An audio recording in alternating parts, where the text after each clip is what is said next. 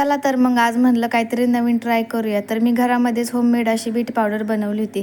त्यानंतर रात्री हे थोडंसं दही उरलं होतं. त्याच्यामध्ये 1 चमचा हळद, 1 चमचा बीट पावडर, 1 चमचा बेसन हे सगळं मिश्रण टाकून मिक्स करून घेतलं. ह्याच्यामध्ये आपण मधसुद्धा टाकू शकतो. हे मी खूप वेळा ट्राय केलं आहे आणि ह्याचा रिझल्ट खूप छान येतो. कधी पण घरामध्ये दही उरलं ना तर मी असा फेस पॅक बनवून लावत असते. तर मी चेहऱ्याला मस्तपैकी असा फेस पॅक लावून घेतला. त्यानंतर माझी जी घरातली कामे होती ती सगळी कामे करून घेतली आणि त्यानंतर मग चेहरा वॉश करून घेतला.